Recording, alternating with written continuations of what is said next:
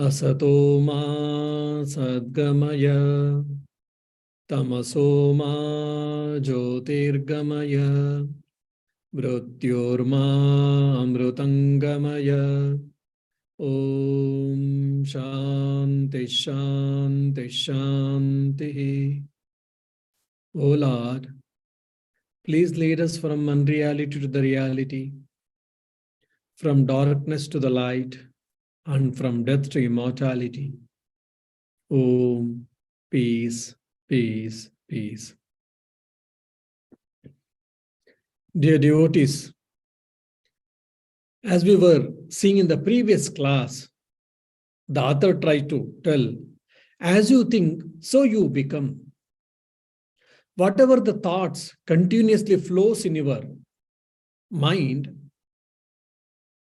so the mind will take a particular form, your ideas will be flowing in pertaining to that object, and either desires or acquiring or losing, all your day-to-day transactions will be based on that. So we have to take care of the thoughts. Why? Because the thoughts are the reason, they are the force which will make us to work, and the actions will result in the form of formation of tendencies.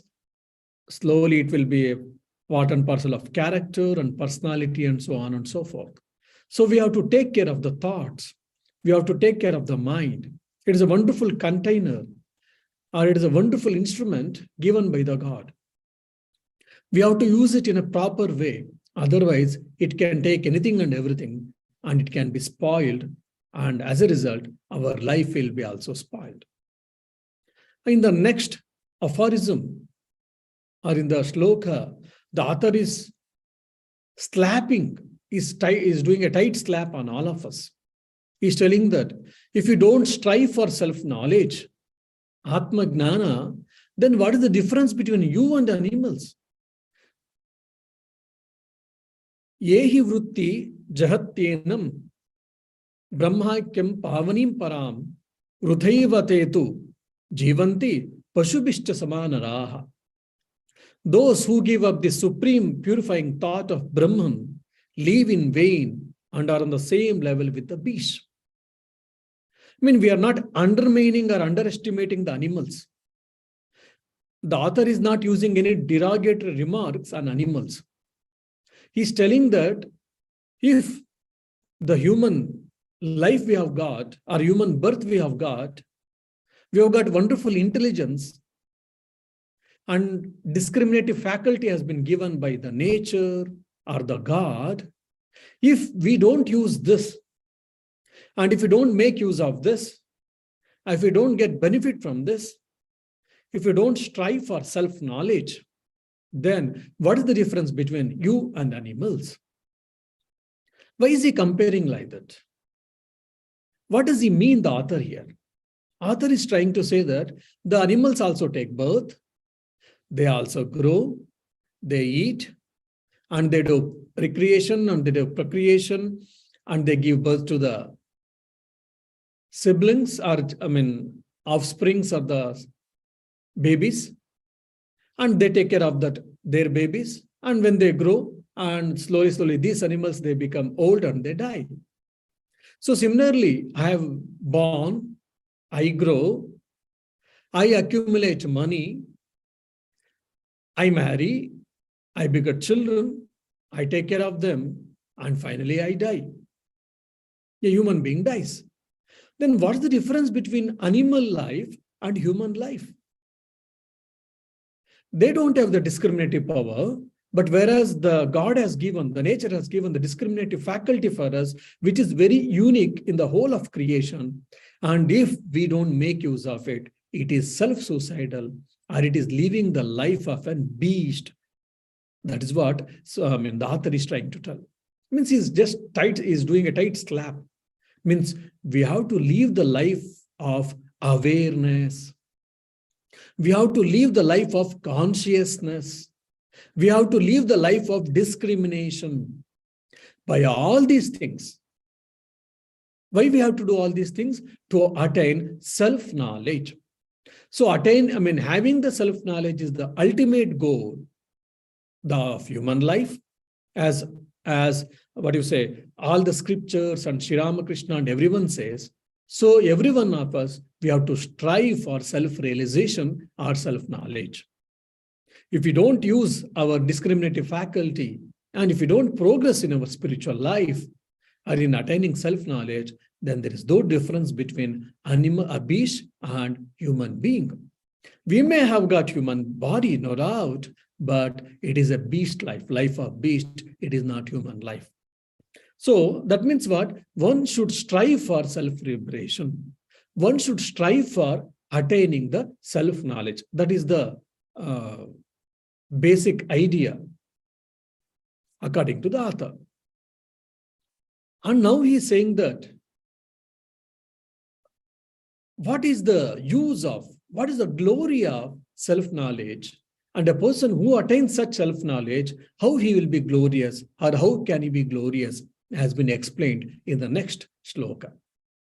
Yehi vritti vijananti gnatvapi vardayanti ye tevait sat purusha dhanya vandhyaste bhuvanatraye.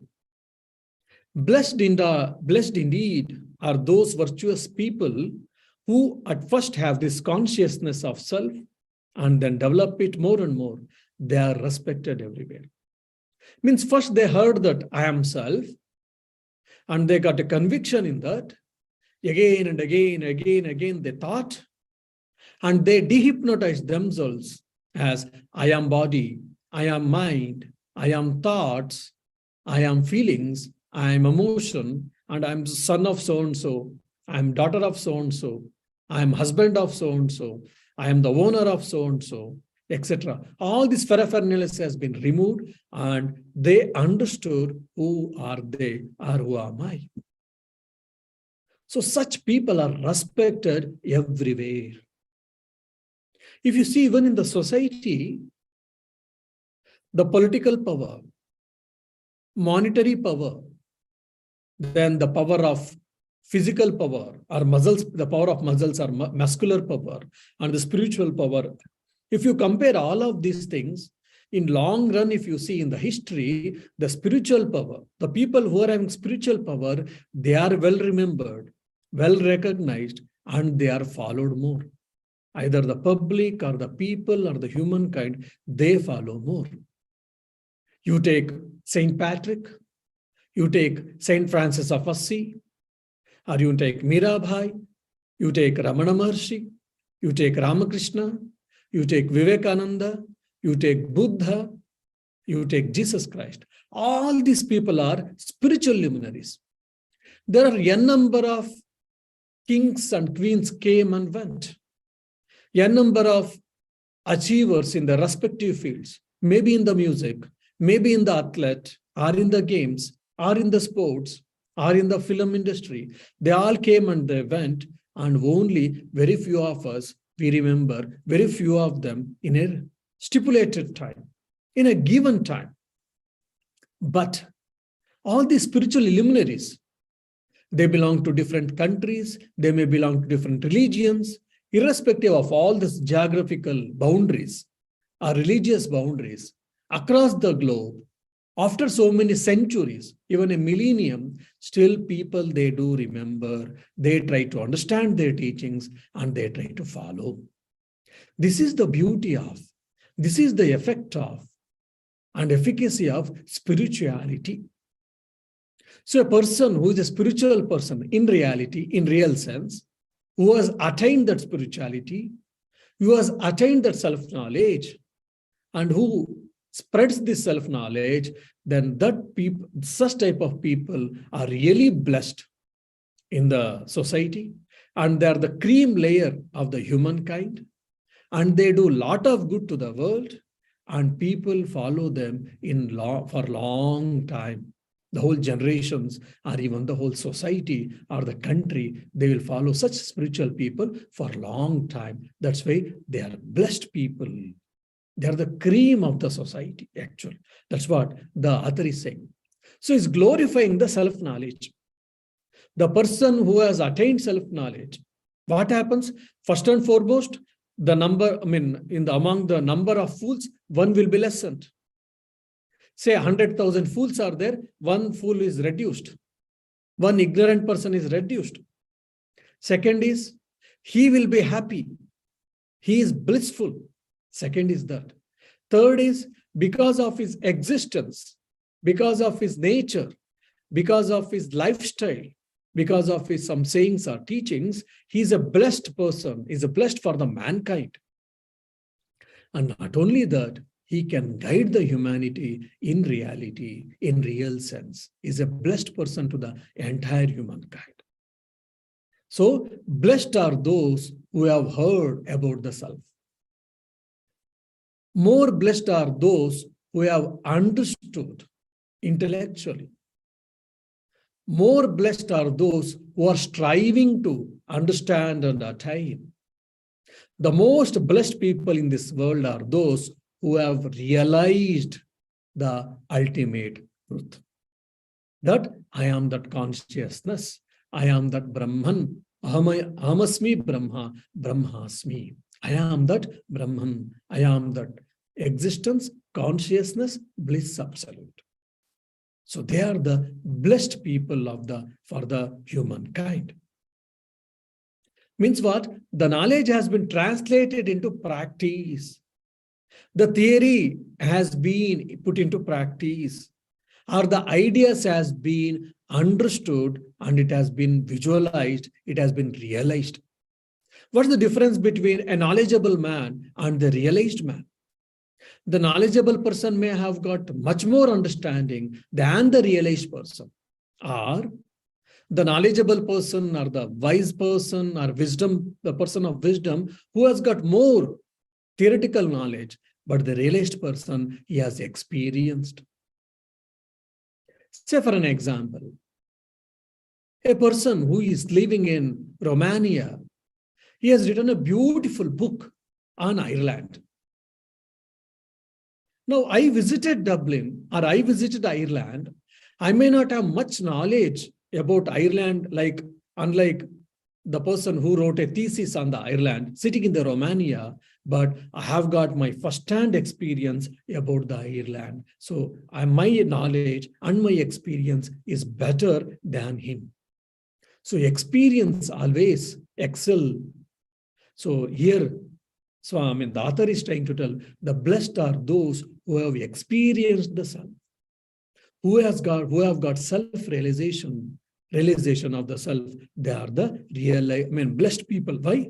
Because they have become bliss absolute. They have got complete happiness. They have got eternal bliss, and nothing can shake them. No birth and no death, and nothing can shake them, nothing can shook them, nothing can make them unhappy. So the same idea, the glory of the self-knowledge, has been repeated to next 4 more slokas. As a result, 3 or 4 slokas. So I will not be discussing the same. It is a repetition of idea.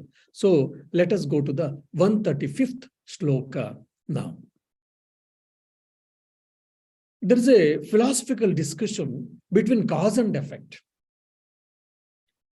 I took yoga today. It is very nice. It is very tasty. It is delicious. Fine. How did the yogurt came into existence? How did it get prepared? If some child asked in the house, because without knowing, then we say, oh, the milk has been converted into yogurt. So the yogurt is an effect. Yogurt is the effect. Milk is the cause. Look, there's a beautiful earthen pot. So earthen pot is the effect. It is the work and it is an effect. What is the cause? The clay is the cause, the important cause. Of course, the potter, the person who prepared it, he is also cause. Water has been added and there are some other materials might have been added. They are all secondary causes. But what is the main cause, material cause? The main material cause is the clay. So similarly, there are beautiful chocolates. So what is the main thing? Either sugar or coffee, and we say something. Or golden ornaments. There are beautiful, oh, what a beautiful golden ornaments. So if the golden ornaments are the effect, the cause is the gold. That means what? Effect pre-exists in the gold. So this is called in Sanskrit Satkaryavada. Sat means exists. What exists? Karya, effect. So the effect exists in the cause, in the in the subtle form or in the potential form. Now that's what Advaita Vedantins, they believe in the Satkaryavada. And there are some people like the school of logic, Nayayikas, they say, no, Asatkaryavada, or they are Arambhavadins, they say. If the effect, if it would have been pre-existed in the cause, then there was no required. And they give an example like thread and the cloth. Now, how this cloth is made? This cloth is nothing but the threads. When the threads are closely interwoven with a very closely intertwined, that's how it became a cloth. So this cloth pre-existed in the thread or in the threads. That's what the Advaitins say. Now, the Nayayikas say, if so, then why the cloth is required? You take a bunch of threads and you start using it. Can you use it? No. Then that means what? The cloth was not pre-existing in the thread. The cloth is different. The thread is different. By the threads, by the bunch of threads, by intertwining, you are preparing a cloth, no doubt. From that same the material called thread or cotton, you have prepared this cloth, no doubt. But you cannot say that effect pre-exists in the cause. So they are called Asatkaryavadins. Like there are a number of schools, main two streams, Satkaryavada and Asatkaryavada. And among them, there are so many different schools also. Now, Advaitavadins believe in Satkaryavada. Means what? Effect exists in the cause. Now, this question may come to you. A question may come. Swamiji, we are discussing about the Brahmagnana, the self-knowledge. Why are you bringing all these things? Now, why, because they want to prove that the world effect is pre-existing in the cause called Brahman, or the Brahman is appearing as the world. So there is no only Brahman and Brahman alone exists. To prove this, they have taken this Satkaryavada that we have to understand. So that let us try to understand from this 135th shloka. Karye karanatayata karane nahi karyata. Karanatvam tato gachet karyabhave vicharata.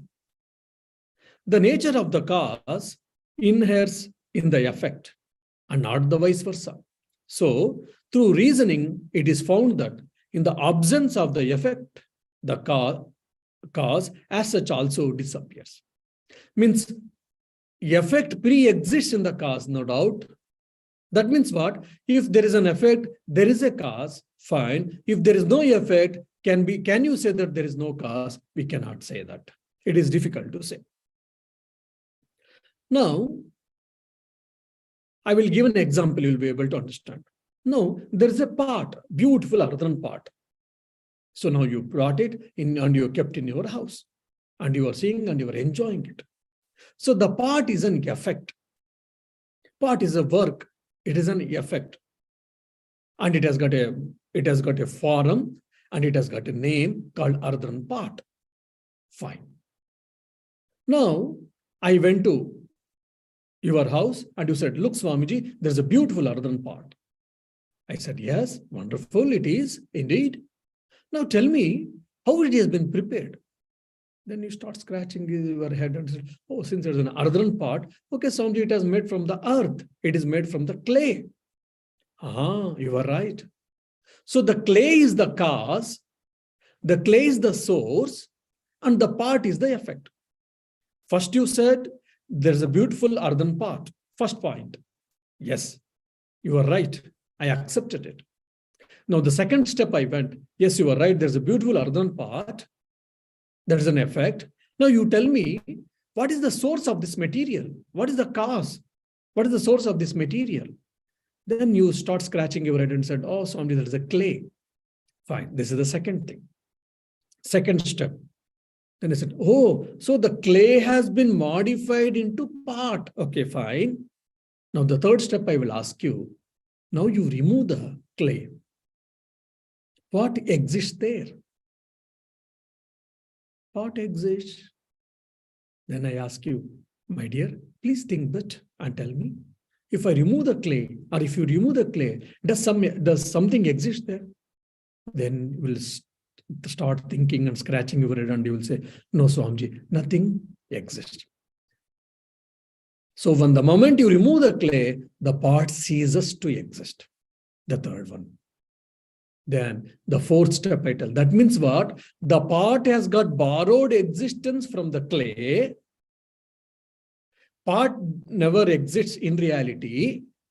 Why? Because the clay is appearing as the part. So the clay has got independent existence. The clay alone exists. And clay has been appearing as in a form, particular form. And because it is in a particular form, for our conversation purpose, we have named as a part. Then immediately if I change the shape, then I call it something else. Maybe plate, maybe bucket, or maybe vase, or whatever. That means what? The name and form, the name called part and the form called part, the part form, it ceases to exist the moment you remove clay. That means what? It is not true. The true is only the clay and the part ceases to exist. That means what? It is only nominal exist. The part has got only nominal existence. That means it is as good as non-existent. For us, clay is only independent. Clay is only true. Clay has independent existence. Only clay is appearing as in a particular form. And because of that form, for our conversation transaction purpose, we have named it as a part. So these are the 4 steps. First, we accepted part. Then second is we introduced the clay. The third is we negated the part. And the fourth, we say that you see clay, it is a clay. The clay is appearing as the part, clay alone is real. Now one more, probably example. When I go to the final thing, then you will understand why I am trying to tell so much slowly, step by step. The beautiful golden necklace, wonderful. Golden bracelet, wonderful. Golden earrings, wonderful. Golden nose rings. Swamiji, I purchased all these 4 things. Oh, what a beautiful, so nice. You liked it? Yes, Swamiji. Fine. You wear it and enjoy. Thank you, Swamiji. Fine. Then I asked, look, you have got 4 different types of ornaments, golden ornaments, isn't it? Yes, Swamiji. So they have got different prices. They have got different names. They have got different forms. Yes, Swamiji. And they're used for different purposes. Yes, fine. Now, second thing I ask, these golden ornaments are made up of from what? Oh, Swamiji, in that name itself is there. It is made from gold. Fine, wonderful. So that means what? The gold, they use the material or substance called gold, and they have made all these instruments. So from the ornament, your shift of vision has started to turn towards gold. Then you start scratching your head and yes, Swamiji, you are right. The gold has been put in a particular form and we have got name something and we are using it. Fine. Then the third step I ask you, fine, my dear, you remove the gold and you tell me what exists. Then you start thinking, by this time you should be able to tell, once you remove the gold, nothing exists, everything ceases to exist. That means what? So the necklace or the rear ring or the nose ring or the bracelet, it ceases to exist. It has got nominal existence. It doesn't have any real existence. Because why? The real existence depends to gold, not to these golden ornaments. So gold alone is real. Gold is appearing as all this instrument. So this is an only appearance. It is not true. So similarly, now, why I do all this gymnasium? Now, my main idea, I'm coming now. There's a beautiful world. Oh, Swamiji had been to Switzerland. It was a beautiful sightseeing. It was sight to see. Aha, wonderful. Swamiji, look, these are the photographs where I took in during Switzerland. Beautiful nature. I saw all the photographs and I said, fine, my dear. And you tell me, all this nature is made up of what? Then if you are a philosophical student, especially with Advaita student, you'll say, Samji, all are made from Panchabhutas, 5 elements. Space, water, fire, air, and the earth. Wonderful. All these 5 elements are made up of from what? Oh, Swamiji, it is from Brahman. So that means what? Brahman is appearing as all these 5 elements and as the world. Yes, Swamiji, according to Advaita Vedanta or according to your teachings, you are right. Then I say, if possible, try to remove the Brahman. Then what exists there? Nothing exists. That means if nothing exists, that means it is as good as non-existent for us. So only Brahman is appearing as this world, and we are calling the word by the name word. It has got borrowed existence from the Brahman. Brahman is the cause, and this world is the effect, and the world is that Brahman is appearing as the world. So Brahman alone is real. Why? Because the world is just an appearance, just like wave and water. Remember my example. Beautiful wave. Yes. What is that wave? It is nothing but ocean water. Then you remove the ocean water, wave ceases to exist. That means what? Ocean water is alone is real. Only when it has taken a particular form, we call it by name, the name wave. That means ocean wave alone is true.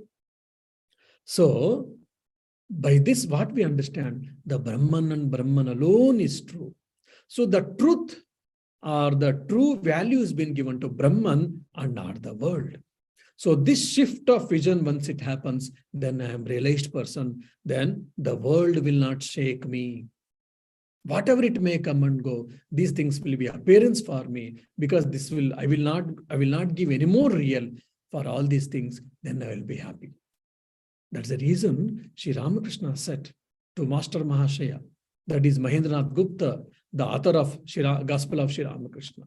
Look, if this world would have been true, I would have covered the Kamarpukur with golden layer. Kamarpukur is his birthplace. Sri Ramakrishna's birthplace is Kamarpukur. We all know. Means Sri Ramakrishna, very well he knew that this world is an appearance, it is not true. The moment when you understand that it is not true, it is an appearance, then we don't get disturbed. Whatever may come and whatever may go, I don't get disturbed. Because the world is real for us, that's why we are getting disturbed. Satyatva Buddhi. In Sanskrit, we call it Satyatva Buddhi. The moment Satyatva Buddhi has been removed from this world and it has been ascribed to the Brahman or the God, then we give a lot of importance to Brahman and the God and not the world. But whereas initially we'll giving more value to the world and not to the Brahman or God. Slowly, if you keep on coming to ashrams or coming to like the satsangs and hearing these lectures, and the moment you start understanding, then slowly your value towards world starts reducing and your value towards God or Brahman or the self keeps on increasing. And when the moment you understand who are you, then you stop valuing all these things and you will understand that who am I. So this is the technique called superimposition and desuperimposition. Adhyaropa apavada. First we say, yes, pot is true. Beautiful. Then we said, pot is made up of what? Clay. Then the third option, I said, okay, remove the clay. What exists? Nothing exists. Then I said, that means clay alone exists. Pot doesn't exist. Why? Because if it is existing in only given time, that doesn't as good as you can say that it doesn't exist. But if I had said for you, clay alone is true, pot is not true, it has got only name and form, then immediately you would have said, Swamiji, please get out, you don't understand things. So first I accepted whatever you said. Slowly, I made to think you, and slowly you started thinking and your thinking became finer. This is the idea, this is the technique used by Advaita Vedantins, non-dualistic philosophers, to make us to understand who am I or what is the reality. The same idea has been told in the next shloka. Atha Shuddham Bhavedastu Yadvai Vachamagocharam Drashtavyam Mrudadyena Iva Drushtantena Punah Punah. Then that pure reality called Brahman, which is beyond speech, alone remains. This should be understood again and again, verily through the illustration of earth and the path. So this idea has to be drilled properly in our mind, and this has to become the matter of experience. For example, I like something. For example, when they like some chocolate, they loved chocolate and they asked, probably we didn't give. Even in the dream, in the sleep also, they'll be thinking and they'll be talking about chocolate. Oh, mother, please give me chocolate. I want chocolate. I want chocolate. I want chocolate. Why? His or her mind was completely occupied by the thought called chocolate. So similarly, with a Pashyan, Shunman, Spushan, Jigjan, Gashnan, Ashtvan, Svapan, Svasan, Pralapan, Visujan, Grundan, Vunmishan, Nimishan, Napi. Like that it comes in Bhagavad Gita. When you were eating, when you were sleeping, when you were drinking, when you were walking, when you are doing whatever it may be, you should keep on thinking that you are that Brahman, you are that Brahman, you are that Brahman. Means I am that Brahman, I am that Brahman, I am that Brahman. This idea of Brahman should keep on going as much as possible so that it should be taken care. Now you may say, Swamiji, I am driving. If I start thinking I am Brahman, and my mind gets indrawn, what will happen? I may get into, accident. Yes, of course, we have to use our common sense. That doesn't mean that while driving, you cannot start thinking I am that Brahman, and if you become forgetful about the external atmosphere, external circumstances, then you may land into accidents. We don't mean that. As much as possible, we should be aware that I am Brahman. Yes, Swamiji, we are aware that we are Brahman. I am Brahman because after attending so much classes of Aparokshanubhuti, I am aware. You may think, you may feel, but it is not so. Then you may say, how do you tell Swamiji? Just how can you say this? I ask you, yourself, you remember today, from morning to evening, how much you thought or how much you were conscious and how much you are aware that you are that self or you are that Brahman? Hardly. We are consciously unconscious. That is our problem. We are supposed to be conscious of our conscious, but we are conscious of our unconscious. That is the first step has to happen. Even we are unconscious of conscious. We are not conscious about of our conscious. We are unconscious of our conscious. That has to be translated into first we should understand that we are unconscious of conscious. And the second step, slowly we'll become conscious of conscious, and slowly consciousness alone stays back. So that has to be understood. So Brahman is pure consciousness. In the previous sloka, the author tried to tell that the Brahman is the cause for all the effect called world. First, the world called effect, fine, and the Brahman is the cause, fine, and the cause is appearing as effect. Brahman is appearing as the world, fine. So the cause and cause alone exist. That is only true. So Brahman alone is true. All other things are appearances. That is what we had seen. Now in this particular verse, he's telling that to make us understand only we give these differences, we give these comparisons and relations and all. But in reality, Brahman is neither the cause nor the effect. Brahman is beyond our mind. Brahman is beyond our speech. Brahman is beyond our thoughts. Brahman is Brahman alone. That's all. Oh, Brahman is not Saguna. It is not with form. Brahman is Nirguna. It doesn't have any name. It doesn't have any form. It doesn't have any color. It doesn't have any quality. It is a Nirguna. It is a Nirakara. Fine, true. Upanishads also say that, no doubt, we also accept it, we do tell it, but when we can say that it is Nirakara, with comparison to, with reference to Akara, because there are some substances called with form, there are substances with form, with respect to that we are saying that you should not get confused Brahman with that substance. That's why we say Brahman is without form. When there are two people only, you can say who is good, who is bad, who is better and who is best, who is worst and who is worse. When only one person is there, where to say good or better or best, bad, worse, worst. All these things, comparisons only comes when there are two or more than two. When I say, the author is trying to tell here, Brahman is without form. If I have to tell, that means I have to accept that there is something else exists with form. So in the comparison with there is something which is with form, then with that comparison only I am saying that Brahman is without form, without any quality, without any color. But in reality, Brahman is beyond with form and without form.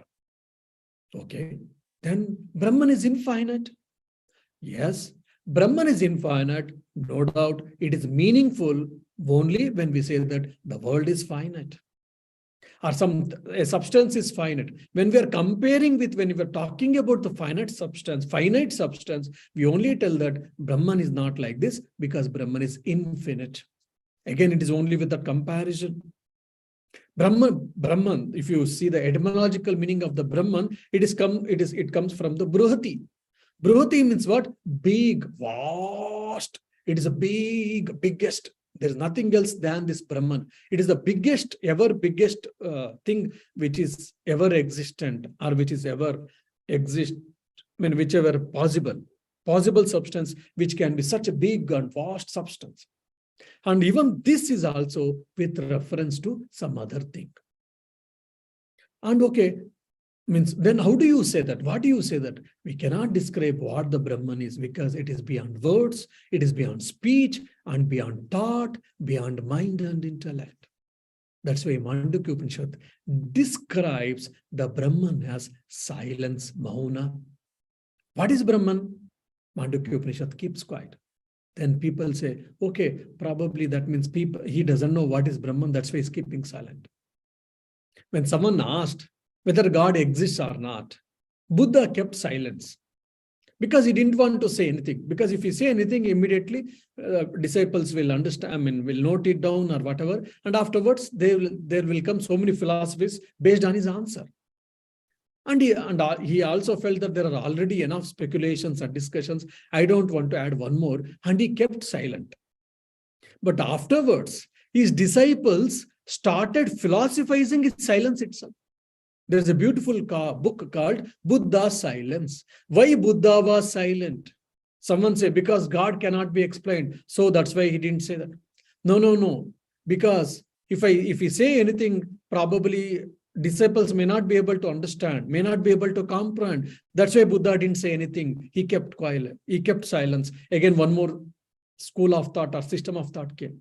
So there is a discussion, there is a speculation, there are philosophies on Buddha's silence.